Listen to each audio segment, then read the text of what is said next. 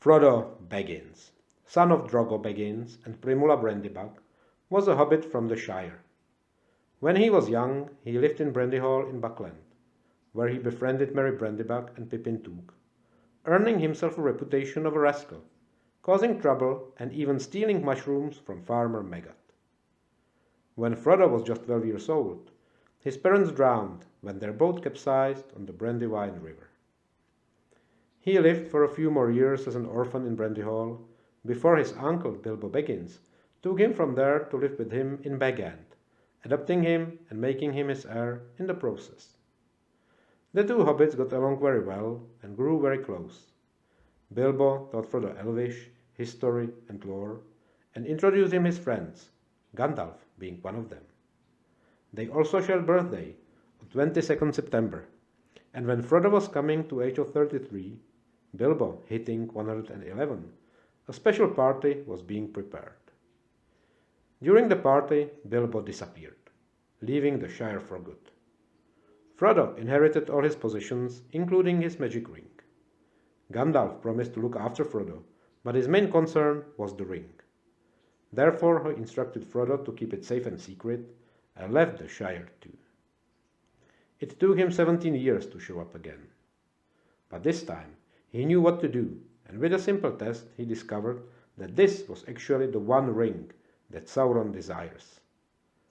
The ring could not remain where it was, as Sauron knew about Shire and Baggins already. And so Frodo's famous journey began.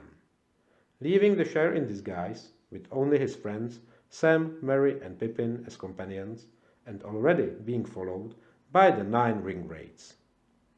After their escape from Crick Hollow and adventurous shortcut through the Old Forest, they all got safely to Bree, but Gandalf was not there. Luckily, they met Strider, a Dunedain ranger who hid them from direct attack in Bree and took them through wilderness to Rivendell.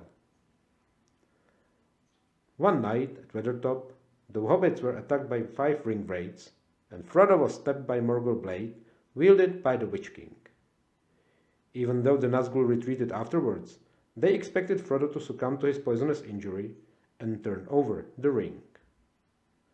Luckily, the company was found by Glorfindel, an elven lord sent by Elrond, who took Frodo upon his horse and safely brought him to Rivendell, where Elrond healed his wound. There Frodo met Bilbo again.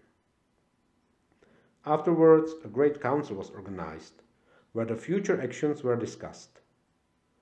After being agreed that the ring must be destroyed, Bilbo volunteered to finish what he had begun all those years ago, but his offer was most politely refused due to his advanced age. And so it was Frodo who took upon himself the responsibility.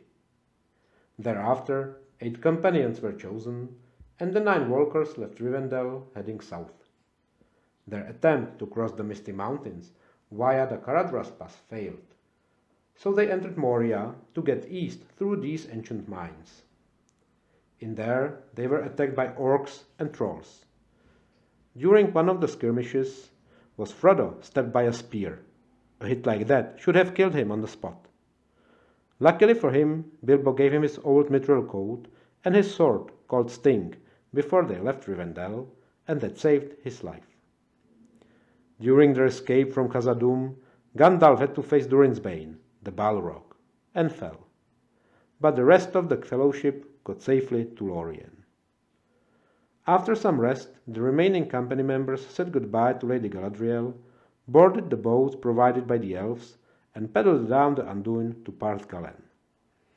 There, Boromir attempted to persuade Frodo to give him the ring, and when refused, tried to take it by force. Frodo escaped, and while the rest of the fellowship repelled the attack by Saruman's Uruk-hai, took a single boat, and with only Sam as his last companion, crossed Anduin to Emyn Muil. Once there, the hobbits continued south to Mordor. After capturing Gollum, who was following them since their time in Moria, Frodo persuaded this creature to become their guide through the Death Marshes as far as the Black Gate of Mordor.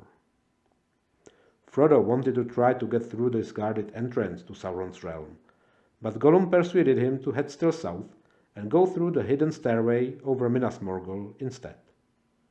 On their way there, they were captured by Ithilian rangers, led by Faramir, interrogated, and finally released to continue with their quest.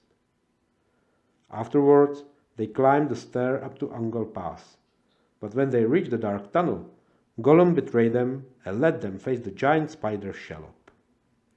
She successfully jabbed Frodo with her poisonous sting, before being wounded and chased off by Sam.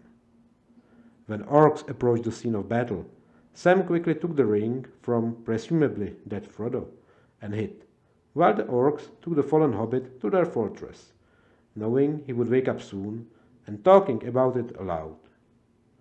Frodo was imprisoned, all his belongings taken from him, and awaited transport to Barad-dûr when Sam rescued him.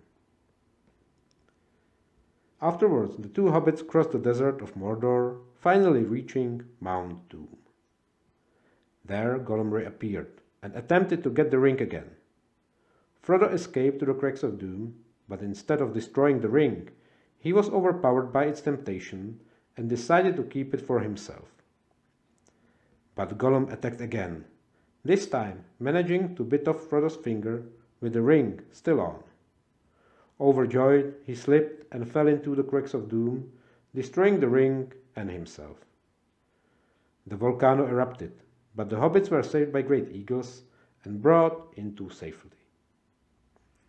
After all these adventures, Frodo wanted to return home.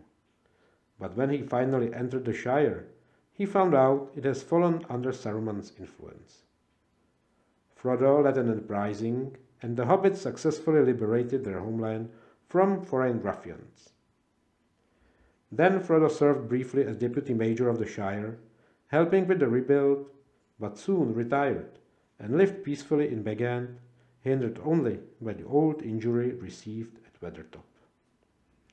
At the age of 53, he joined Elrond, Galadriel, and old Bilbo aboard an elven ship, being allowed passage to Undying Lands, where he was healed of his wound, and where he lived out the remainder of his days.